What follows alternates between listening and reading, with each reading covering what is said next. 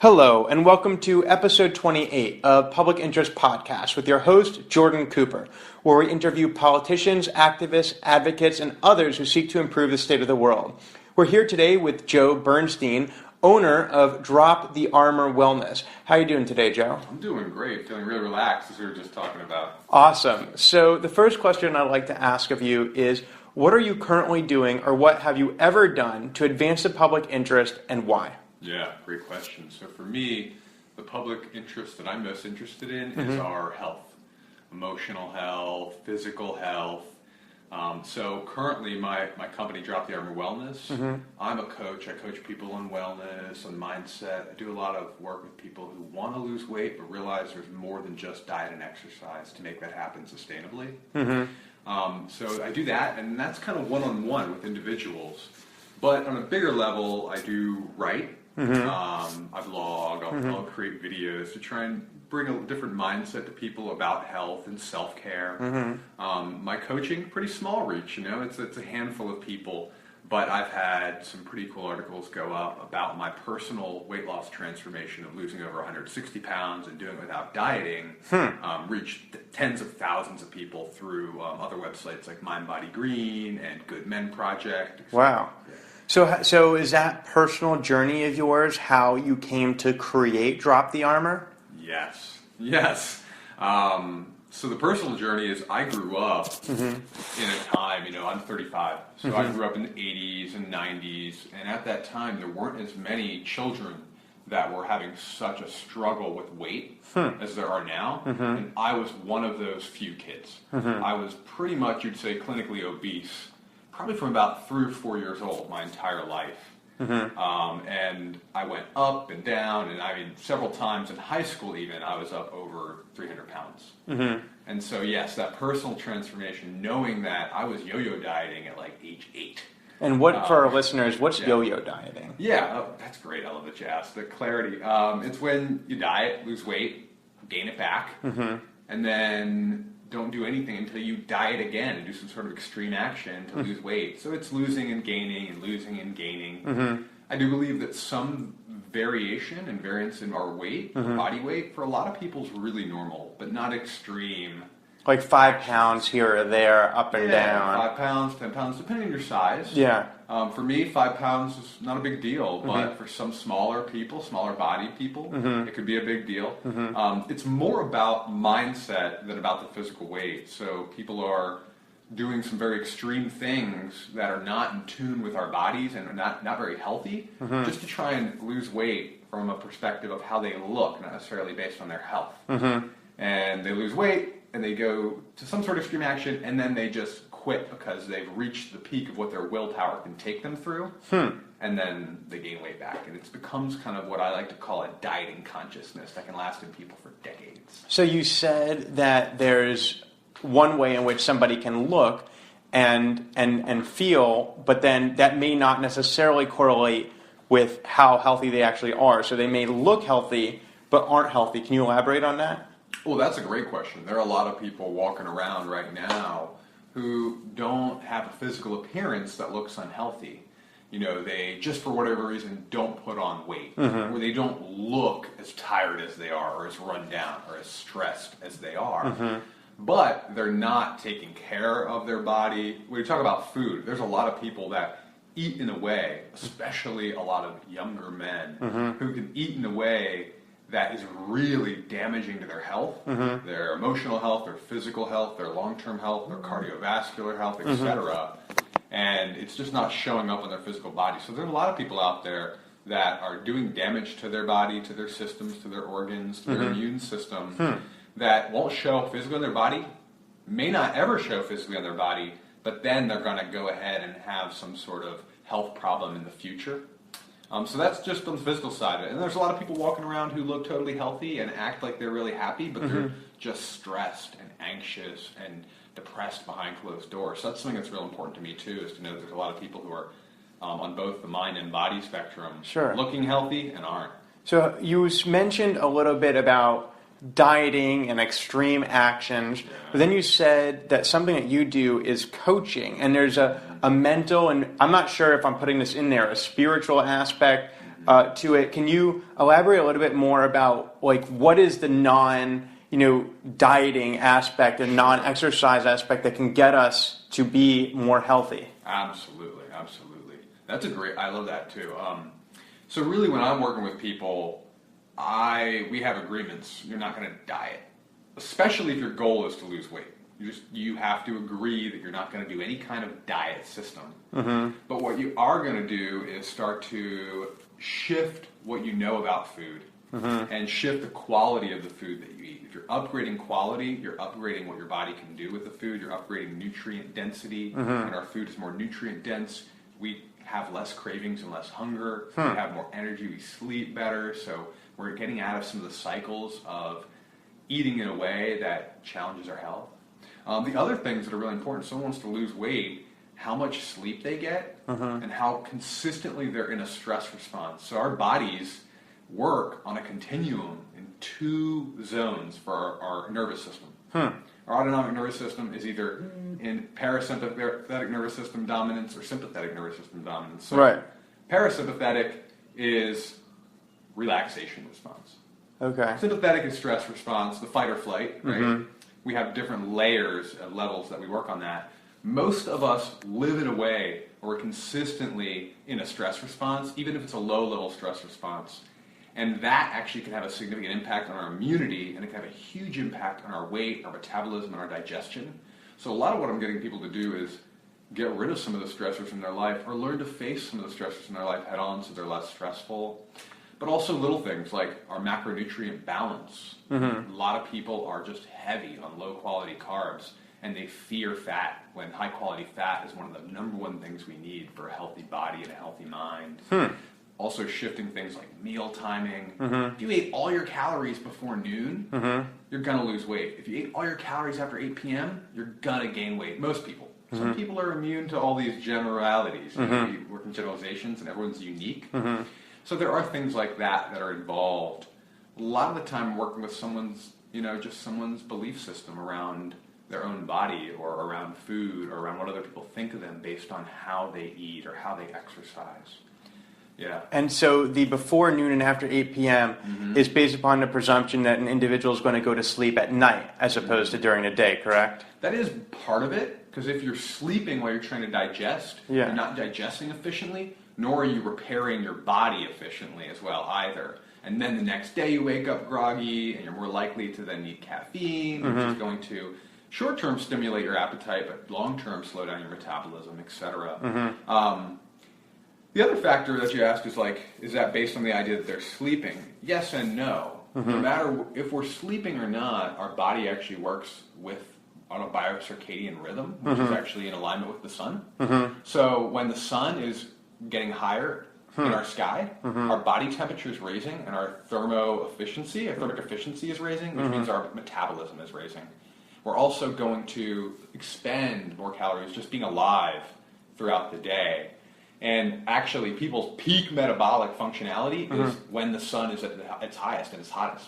So, really? Yeah, between noon and about 1:32 is when we can actually eat our biggest meal of the day. And we're pretty backwards. And at the end of the night, we're not easily burning calories. We're going into relaxation mode. We're sitting on the couch. Maybe you're working, but I think most overnight jobs mm-hmm. are not very physical, mm-hmm. right? So what if a listener is listening to this podcast and happens to be a nurse, mm-hmm. and she has an evening shift, so she's starting at 7 p.m., right. and she's going to work until 7 a.m., mm-hmm. and she's going to sleep in the middle of the day. So when should she be eating? Because sometimes it's active. A patient might code in the middle of the night. So what is someone like that, what should they do? Right. So really what someone should do, it's so based on your lifestyle. Right. He or she needs to do the best she can mm-hmm. On her off days. But the truth is, if you are working overnight, it's going to be really hard to get your body into alignment with its natural rhythm. We need those people. Mm-hmm. We need those people in our society. Mm-hmm. They serve the public interest in mm-hmm. many ways. The nurses, the doctors, the firefighters, the EMS, the first responders, a lot of them are living a lifestyle where they're out of alignment with our natural rhythms. Mm-hmm. So my best advice is do your best to have a mix of that. Right. Maybe you get some day shifts. Maybe you have the days where you're off. You try and rewrite that a little bit. The truth, though, is, and I haven't experienced this firsthand, but I did get trained. I'm certified as an eating psychology coach. And one of the main tenets is working with people on this whole idea of biocircadian rhythm. And the teacher, the founder of the organization who created that organization and gets the certification, does all the teaching and lecturing, says if someone's really trying to significantly lose weight and they do work a night shift or they are a caretaker who's constantly stressed and out of rhythm and giving all their attention to others, it's really rare he's able to help them with their weight. And this is a guy who's like at the at a foundation of cutting edge nutrition and psychology. He's literally said the best thing he can do for them is try and help them with finding the resources to get a shift that's not a night shift. So that's a really tough one. There's a few questions that are just coming up to my mind. First of all, you mentioned quality food. Yeah. So how do you determine high quality food versus low quality food? Yeah. So that's a really sticky question. I like to operate in a place that many people aren't comfortable. A lot of life is not black and white, but we like to make it black and white. So we think about it on a spectrum, and there's certain things that are quality and certain things that are not. But no matter what, I like to look at it this way. You know what food is a little higher quality than what you're eating now. That's probably the most important thing. So let's say you're mostly shopping at 7-Eleven and getting fast food. Going to a sit-down restaurant like a Cava or a Panera Bread and then shopping at Safeway, you're probably going to find higher quality food. If you're shopping at Safeway and going to Panera Bread, maybe you could step up the restaurants you're going to and go to like a Whole Foods or a local co-op. But when I think about quality, the basic idea is local, organic, gourmet, artisanal, slower foods. Anything that's fast food is definitely not going to be the highest quality. We can even look at little things, like if you look at oils, like canola oils and corn oils and vegetable oils compared to, organic cold press avocado oil. I think we inherently know what is higher quality, but we got to get rid of the idea of like, this is good food, this is bad food, this is quality and this is not. It's just a matter of stepping up the level in all ways.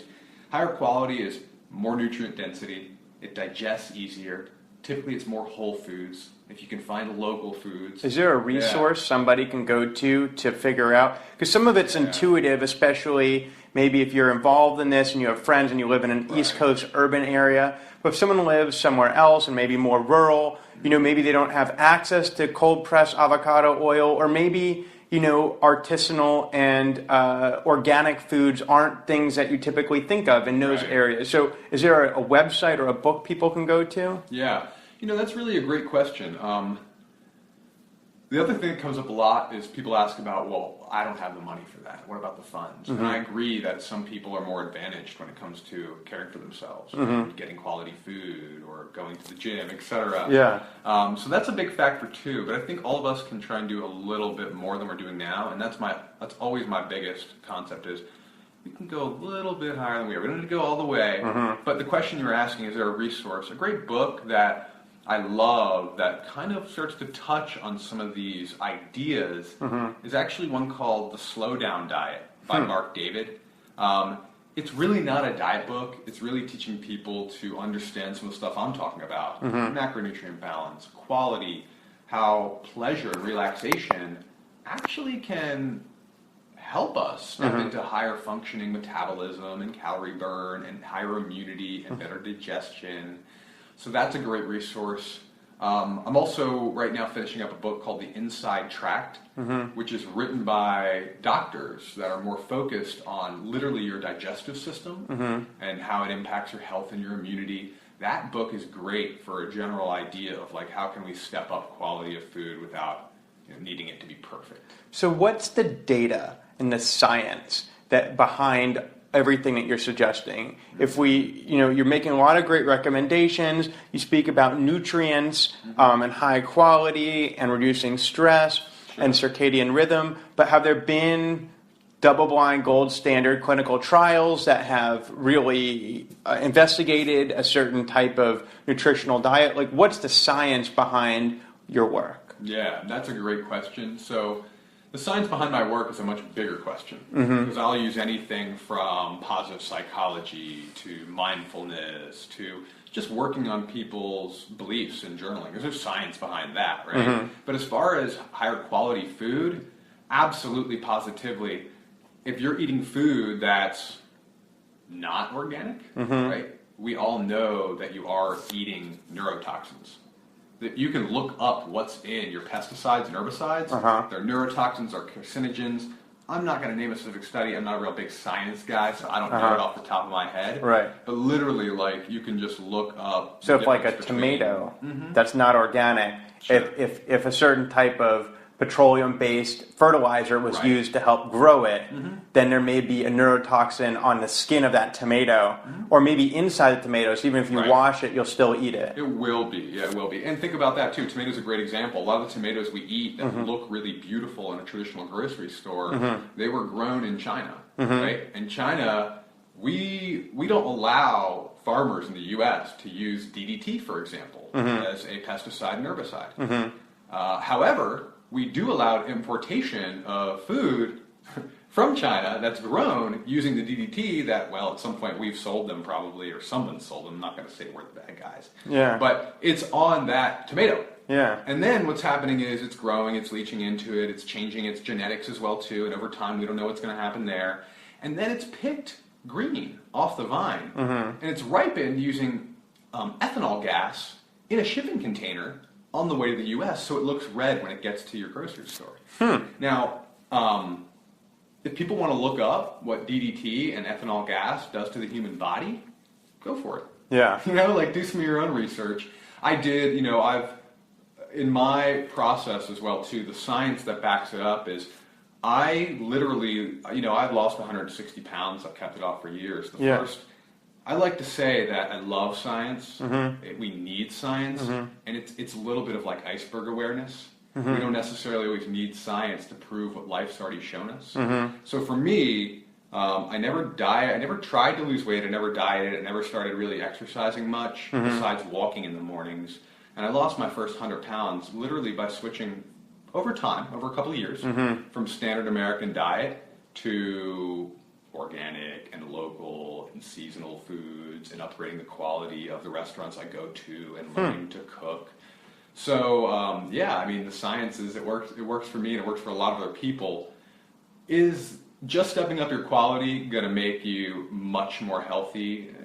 Yes and no. Is it going to make you lose weight? Yes and no. Part of it is that you're thinking a lot more about your decisions with food. So stepping up quality for me around anything. It could be the quality of books you read. It could be the podcasts. So mindfulness. It is essentially mindfulness. But when we're thinking about the quality of what we're enjoying, we are experiencing it more probably, and we're more conscious of our choices. We're just making different and better choices. There's not a lot of perfect science that you can take and put it all in one bubble and say, here's everything I do and here's how it works. And of course, every scientific study can be disproven by another scientific study based on who created it and who's funding it. We all know that too. So there seems to be a strong correlation that you're speaking of between weight and health generally. Is that generally what you've been focusing on? And is there always a correlation between weight and health? That's also a really tricky one. There isn't always a correlation between weight and health. I have seen articles about studies now that show that obesity itself isn't necessarily a long-term health problem. Like it itself, some people say it's a disease, some people say it's not, but it itself isn't necessarily the problem. A lot of the time, it's just what's going on in the person's lifestyle. Someone can be, I think, significantly overweight, and it just means that their body holds onto and stores weight easier than others, more efficiently than others actually, because our ability to store weight easily is a survival mechanism. Our ancestors had to be able to store weight easily for every winter that came around every year.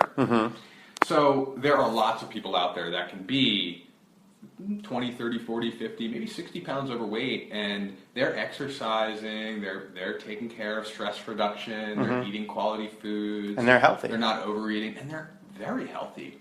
By the time I was, say, like 240, 250, I'm about 180 now, but at that point, doctors were saying, when I get a physical, like, you are the optimal picture of health. Because at that point, I was doing a lot already to just try and feel better in my life. So are you more healthy now at a lower weight, or are you just as healthy as you were at a higher weight? That's a good question, and that also implies that we're going to quantify health and that there's one universal way of measuring it. How do you define health? Yeah, that's a great question. I'm going to literally answer it in the best way I can, which means I don't really know 100% how to quantify or define health. I think that health is when you're conscious and taking action around all the things that matter in our lives. So when we are focused on the food we're eating and what kind of movement or exercise we get, when we're taking action to de-stress as much as possible, when we're limiting exposure to a lot of toxins as well too. But when we're also thinking about our emotional well-being, when we're consciously making positive choices around who we spend time with, how we spend time, what we do in our downtime. There's all these factors that go into what I consider my personal health, and that includes everything from who I hang out with to like, am I proactively learning? Because I feel like if I'm not learning all the time, I feel like I'm wasting away and I'm not as healthy as I can be. I'm not as happy as I can be. And is that relative to you, or should everybody be learning all the time? Yeah. I do think that when we stop learning, we start dying, like mentally. So everybody. I would love for everyone to be learning all the time. And I'm not a real big kind of like everyone should do this kind of guy. I would love to see everyone continuing to try and learn. You know, I'm looking at books sitting behind you as well, so I could tell that you're a learner. I believe that we as human beings are happier, function better, we have less stress when we're constantly learning something that we want to learn, not something others are forcing us to learn necessarily. Interesting. So we're nearing the end of the podcast. I just wanted to ask one or two more questions. Yeah. So we're in a particular area of the world. We're in the Washington, D.C. metropolitan area. Yeah. I was wondering if you could tell me a little bit more about what makes our area unique and why you're focused here. I mean, there's a whole world in front of us. Right. Why, there could be an organic farm, there could be another city, there could be a rural area that perhaps needs you more and doesn't have as much access to this. Why are you in this location? What makes this location special? Great, man. That's a great question. And it's funny that you asked that because I don't think about it that way per se. But a guy I really trust and enjoy and love, we were talking yesterday and he even said to me, in what you're doing, you may want to think about location. And why am I here? I grew up here. I love it here. My girlfriend's now here. My whole family is here. So I'm local, but the work I do isn't necessarily just local. I do work with a lot of people locally, but I do my coaching mostly via phone and Skype or Zoom and video chat. So I work with people all over the country. I've had a few sessions with a woman in India, a woman in the UK. Wow. So I can help people globally through my coaching services. But what's special about this area is this area is really unique. Physically, there are studies that have come out and said that DC is one of the healthiest metropolitan areas in the country. And I think because we have a pretty good public transportation system, people are walking a lot, that we are a little more active. Also, I do think that DC itself most of DC is fairly economically advantaged. Of course, with every city, there's the pockets that aren't. But a lot of people who are economically advantaged do have access to better health care and more health. So this is a pretty healthy area. But I do think in this area, there's tons of people that are not focused on their personal health because they're constantly trying to, make change. Maybe people like you who are really focused on the public interest and they're working in the government sector and they're working on nonprofits and they're working in politics. That's a lot of giving for others. So there are a lot of people in this area that have high-stress jobs where they're trying to help the world, but meanwhile they're neglecting themselves or maybe their family in a way. They're getting themselves into mental anxiety and mental stress, and over time they're taking less and less care of their physical body. So there's a greater need in the market for you and your services because of that self-neglect. Yeah, I do think that. I do think anywhere where there's a metropolitan area, there's going to be a lot more people who are moving fast, not taking a lot of time for themselves, working hard for others. But I also think that's universal in our culture, just in general. I think we're conditioned to help others first and take care of others first from a very young age. So on that topic, and segueing to our last question, I'd like to ask you to think about and share with our listeners, how you conceive of your work as being in the best interest, and potentially paradoxically, according to what you just said, how taking care of others, I mean, it's kind of interesting. You said that a lot of people in this area take care of others and therefore sometimes neglect themselves and need help taking care of themselves. Right. But you actually started taking care of others based upon your success in taking care of yourself. So you kind of reversed it. So can you speak a little bit about what you're doing to advance the public interest? Yeah, that's a great question. So all these people that are, I'm just going to say, busting their butts daily to try and do better for others, or even if others is just their family, they're trying to provide for their family. Right. What's happening is, if we're not stepping into some self-care, we're not focused on what we're eating, we're not focused on active relaxation, stress reduction, if we're not focused on moving our bodies, I absolutely positively know that we're not as present, we're not as aware about ourselves, we're not as aware about others, we're not as empathetic as we could be, we're not as energetic as we could be, if we're not as healthy as we could be. Maybe you're in this great role where you're serving the public interest, but you're calling out sick a lot of the time, or you're showing up sick. Yeah. You know? So there's that side of it. If we're not at our best, it's really hard to show up in a way where we're giving our most to the world, and I truly, firmly believe that. And that's just, at your work, in your friend circle, with your families. Now, I also believe that once someone gets physically and mentally and emotionally healthy, there is going to be an effect. Like, if I help one person, then other people that they come into contact with in the rest of their life and other people they serve, that helps them. And then that changes someone else's awareness and changes someone's consciousness. If someone listens to this and they change an idea that they have about something, and they talk to two friends about it, and those friends talk to people about it, there's that ripple effect, there's that butterfly effect of when we change the way we think about something, we then share that information and it spreads. And when we can be more alert, awake, alive, impassioned, more energetic, more healthy, especially if we're serving the public interest, we're going to be able to serve others in a deeper and more profound way. So Joe Bernstein here tells us that serving others is, first of all, built upon, ensuring that you're able to take care of yourself. And once you take care of yourself, you're in a much better position to take care of others. That health and wellness is often a state of mind. In addition to external behaviors and eating habits, often it's being conscious and cognizant of your daily decisions and being more aware of how you're living in a healthy state of mind. So thank you so much for joining us. This has been episode 28 of Public Interest Podcast with your host, Jordan Cooper, where we interview politicians, activists, advocates, and others who seek to improve the state of the world. Thank you so much for joining us, and we'll talk to you next time.